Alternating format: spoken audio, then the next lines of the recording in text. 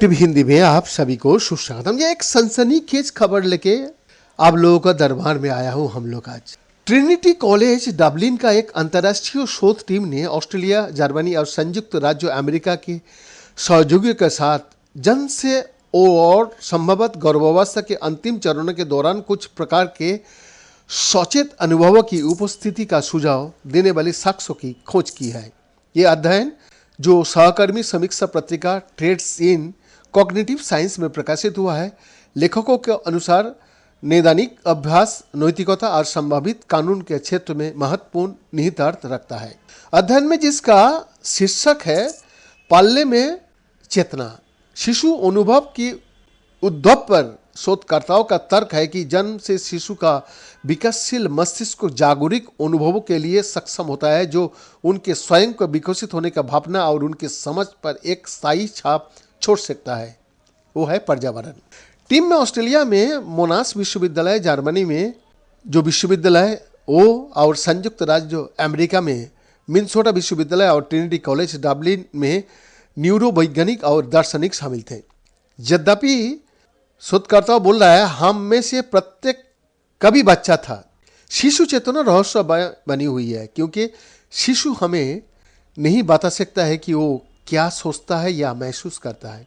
Paper के दो प्रमुख लेखकों में से एक मोनाश विश्वविद्यालय मेलबोर्न में दर्शनशास्त्र का प्रोफेसर डॉक्टर टिम बेने बताता है, लगभग हर कोई जिसने नवजात शिशु को गोद में लिया है उसने सोचा है कि अगर कुछ भी हो तो बच्चा होना कैसे सोता है, लेकिन निश्चित रूप से हम अपनी शैशवावस्था का याद नहीं कर सकता है।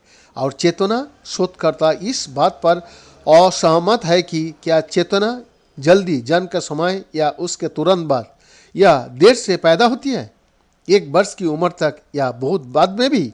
चेतना पहली बार कब उभरती है, इस पर एक नया दृष्टिकोण प्रदान करने के लिए टीम ने चेतना विज्ञान में हाल की प्रगति पर काम किया। वयस्कों में मस्तिष्क इमेजिंग के कुछ मार्कर चेतना को उसकी अनुपस्थिति से विश्वसनीय रूप से अलग करने के लिए पाया गया है और विज्ञान और चिकित्सा में तेजी से लागू किए जा रहे हैं। ये पहली बार है कि शिशुओं में इन मार्करों की समीक्षा का उपयोग उनकी चेतना का आकलन करने के लिए किया गया है। अध्ययन का सह लेखक लोरीना नेसी स्कूल ऑफ साइकोलॉजी में एसोसिएट प्रोफेसर है, जो ट्रिनिटी का चेतना और अनुभूति समूह का नेतृत्व करता है।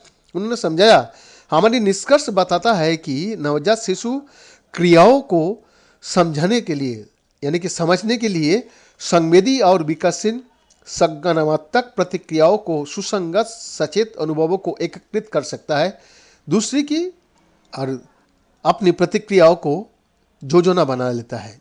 ये पेपर बच्चा होना कैसा होता है पर भी प्रकाश डालता है।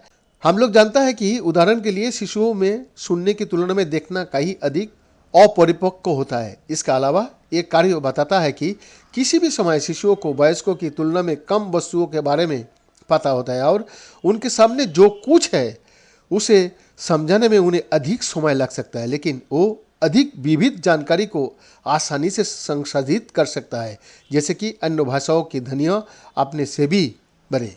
चलिए आहिस्ता आहिस्ता विज्ञान बहुत सारी चीज़ हमारा सामने रख रहा है। बीएन का रिपोर्ट, FTV हिंदी, दिल्ली, भारत।